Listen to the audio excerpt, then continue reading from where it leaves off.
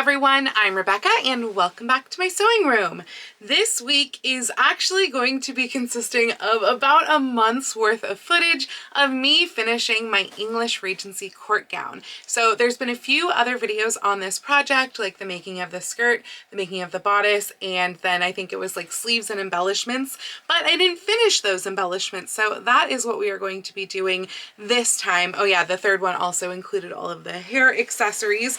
So at this point, or rather where the last video left off, I had still some of the embellishments to keep doing, a lot of which I had already begun, but they just kind of take a really long time. So for example, one of those was to put all of the gold edges on the train here. I had already sewn on the fabric edge, but hadn't done all of the like zigzagging all over inside, or the inside part of it.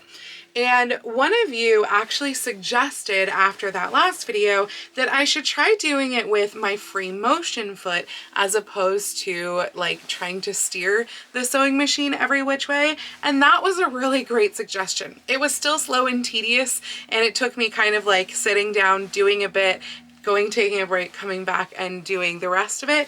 But it was definitely a lot easier to use the free motion foot as opposed to using the regular foot. Now, for those of you who maybe aren't familiar with free motion, basically you wind up with a foot that looks something like this. Sometimes they look like they have little discs at the bottom. Sometimes they don't have this whole spring sort of mechanism going on, but this is the foot that I use, which is the O foot from my machine.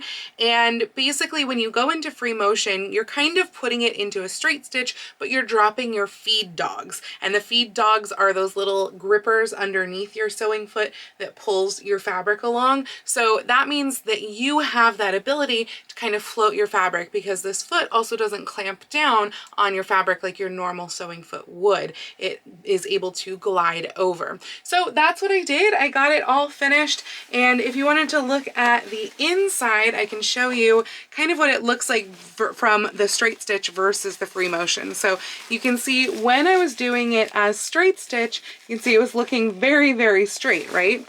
But when I was doing it as free motion, I had that ability to really go all over and follow everything. I have not pressed this yet, so that is why it looks a little wrinkly. I don't think it really looks wrinkly from the outside. Definitely looks more wrinkly from the inside. The other thing that I did notice about the free motion was that I had a little bit of trouble with adjusting my tension. So I was finding that there were some like pokes of red thread, which is what I had in the bodice, coming up through the fabric. But honestly, even when you look really closely, you can't see it. So that's fine with me.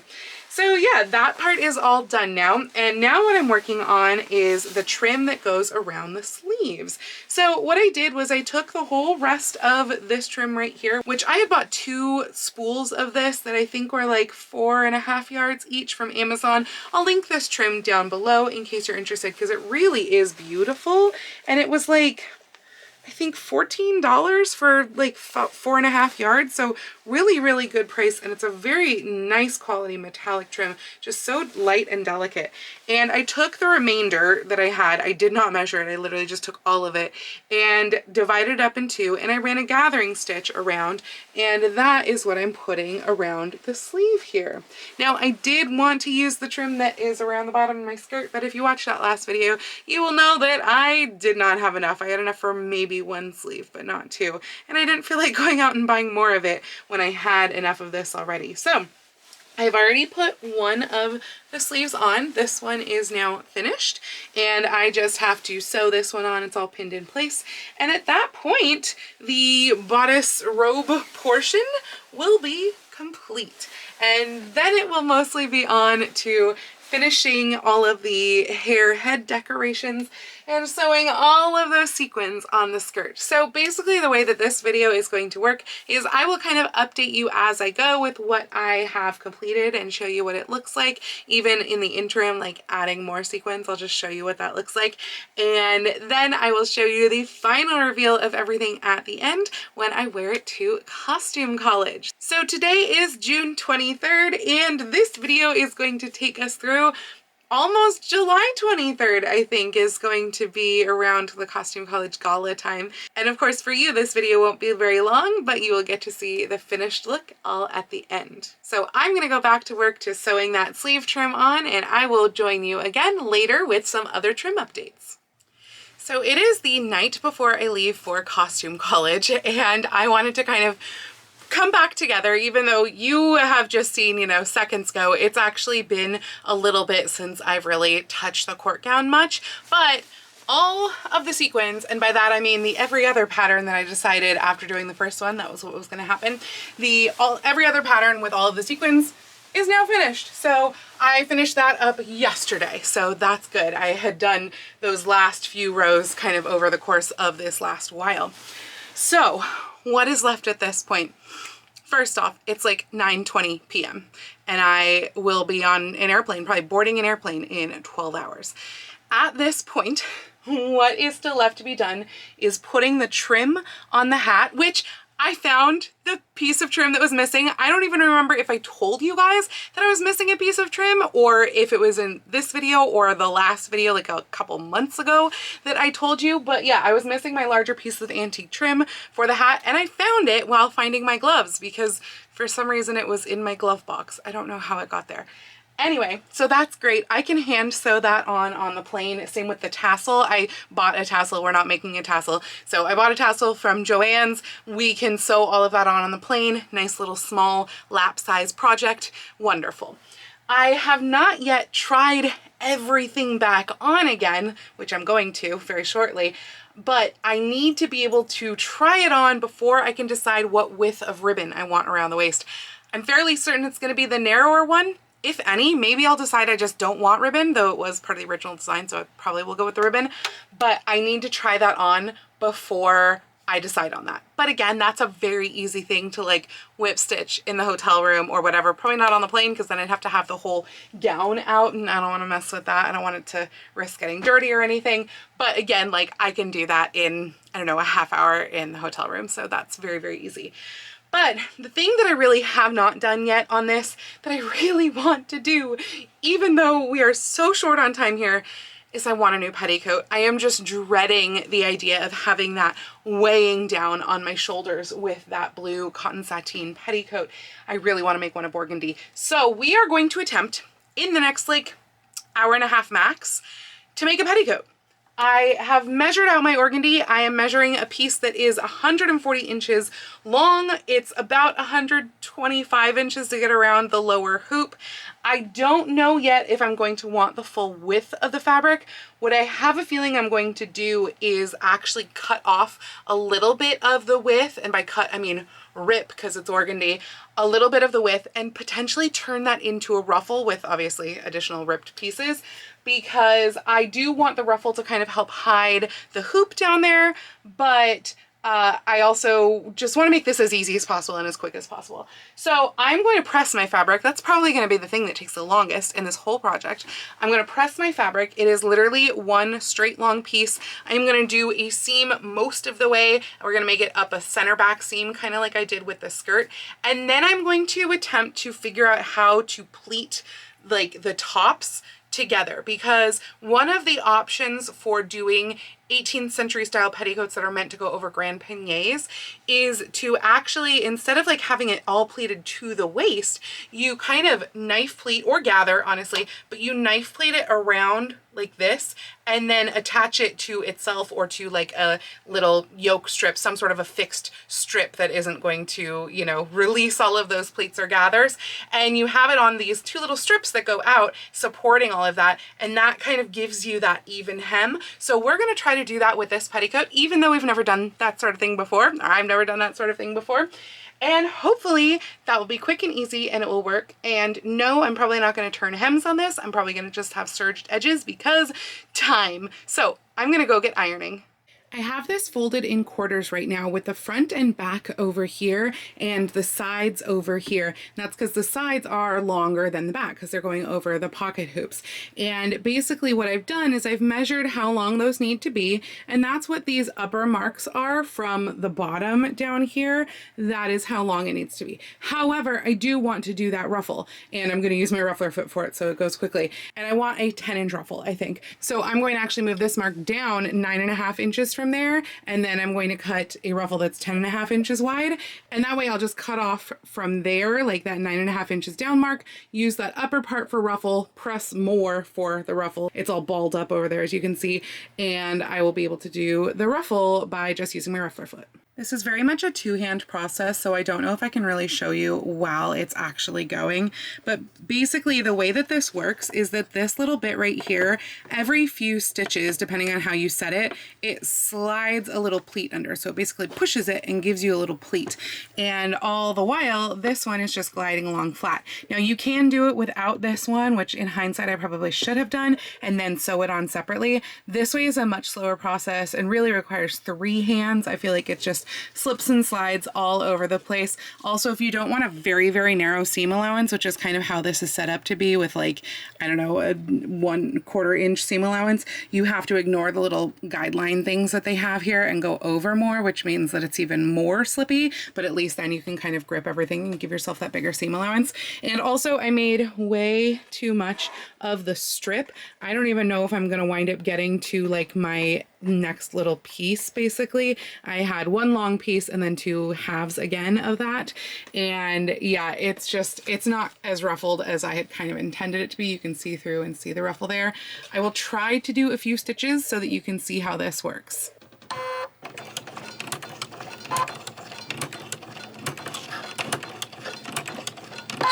By doing this with no hands, you have to really stop and adjust the fabric. But see, it slides it in like that. So naturally, after I cut the waist portion kind of on that slope like I was telling you earlier, I realized that that is what I did with the over gown petticoat, where everything is coming back up to the waist. If I was actually going to make it so that it's all pleated to like little flat things that extend off from the waist, then it would all, I think, be the same length. But I didn't cut it that way. So we're going to pleat this all to the waist and do it the way that I normally do petticoats, except just have the one opening, because if you remember from earlier when I was making this court gown, there's no pocket slits because you cannot reach your arms up to get pockets underneath your armpits. It's just like not a way that humans are meant to move or meant to look, frankly. Anyway, I'm going to pleat up this whole waist here haphazardly, completely, not evenly, not matched, etc. But I'm going to pleat it all up and encase it in some double fold bias tape, which is not white because naturally I don't have any. I have pink, so it's going to be pink. And then we're going to take the straps off of that petticoat, which are burgundy, come to think of it, so it'll just be all sorts of colors, and put them on this petticoat, run this hem through the serger, and we will have a petticoat. Little later than I wanted to be, mind you. I wanted to finish about now because it is nearly 11 o'clock at this point, and I still have to try on Titanic and the court gown and pack and clean my house for my house sitter. And also I have to leave for the airport at 7:30 in the morning. So this is what the waistband looks like from the petticoat. This is the inside that you're seeing here. I have added the straps, as you can see. The hem is just serged, but oh my gosh, it feels so much lighter than this petticoat right here. So I really hope that this couple of hours was worth it. This took me 2 hours and like 20 minutes, I think, to make, which is not bad, but considering I really wanted it to take like an hour and a half, it's bad. I might not sleep tonight or like very little, because I still need to try this all on and make sure that it works and that I have everything that I need. Like about 5 minutes ago, I remembered, oh, I didn't put the shoes for this outfit on my packing list. And yes, I probably would have had other shoes I could have used, but hi, let's get it all together. And I still have to finish packing. I still have to pack all the stuff for this outfit, all this stuff for Rose, which is right next to me, and I also have to try on one other outfit that I'm wearing during the day, which I haven't worn in like 3 years, so I wanted to try that one on. Luckily it's the same undergarments as Rose. And also all of my stuff that is like regular, like non-costume. Like the rest of the costumes are packed, but like all of the tech stuff that I need, all of my toiletries, all of like pajamas or regular clothing, or the stuff that I'm wearing to Disneyland because I'm going to Disneyland for 2 days after costume college. So I'm gonna stop talking, try this all on, and probably, other than maybe a little teaser, the next thing I'm gonna show you is the finished court gown. Okay, actually, I just had to show you. It is so much lighter. I don't even feel like I'm wearing any petticoat at all. I am so thankful that I made this petticoat. Okay, so one little sneak peek, since I still need to do this belt and I wanted to talk to you about it. I've decided that I'm not actually gonna sew the belt to the bodice at all. What I'm gonna do is I'm gonna sew a hook and a bar on here and just have it go over, because if I were to sew it onto the bodice, I would have to have the overlap right in the front, and I feel like that looks weird. If I don't, I can actually just kind of hide it under the arm, and well, hopefully it will stay in place. It was staying in place before, not while I was like spinning it around my body, but yeah, it seems like it stays in place by doing that, because there's a very defined place that it kind of has to stay. And yeah, that way it can be a little bit more hidden by having it over there. So I've kind of marked where those edges are, where the hook and bar need to go, and I will just sew those on before I wear it. I think it also helps that it's wired ribbon, so it stays up pretty well. And obviously I chose the thinner one, not the wider one, which just kind of overwhelmed the whole bodice. Okay, now the next thing that you'll see will be the actual full thing at costume college. Bye!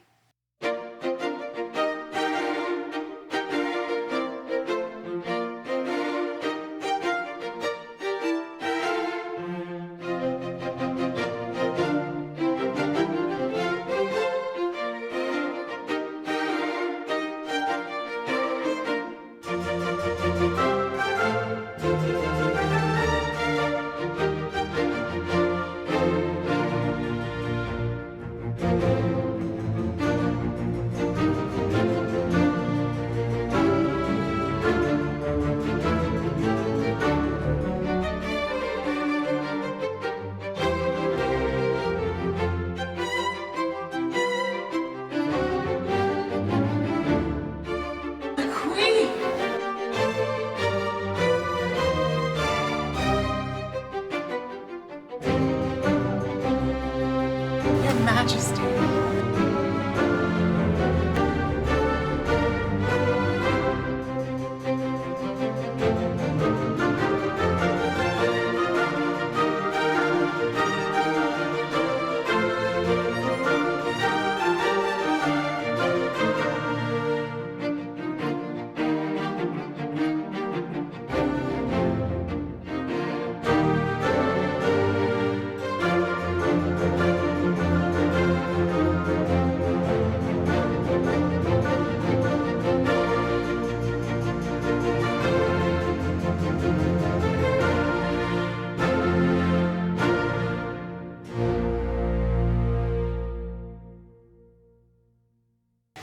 That was the court gown, the finishing up of the court gown from earlier, you know, what, a couple months ago at this point.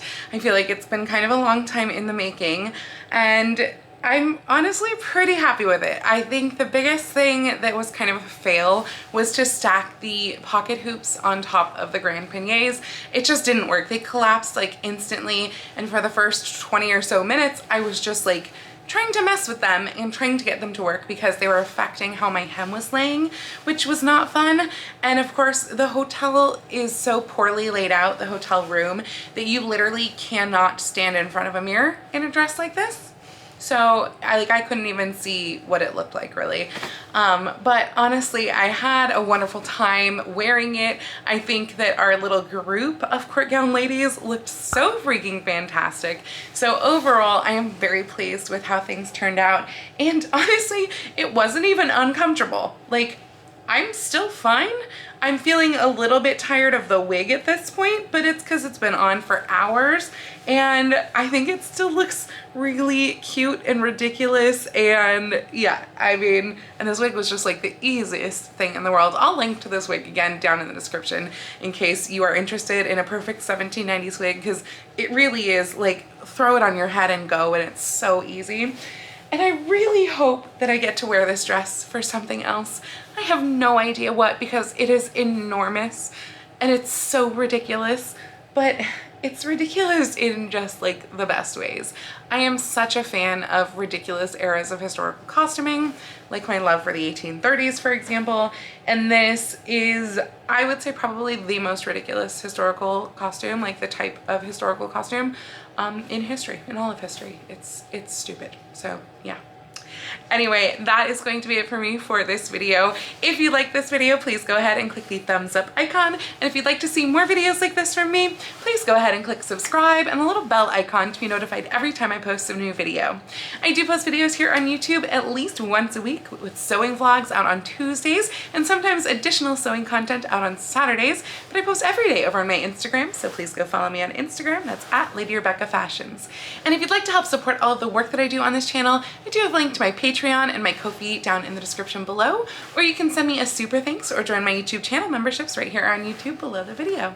I'd also like to give a special shout out to my Edwardian level patrons, Jean, Dan, and Kim.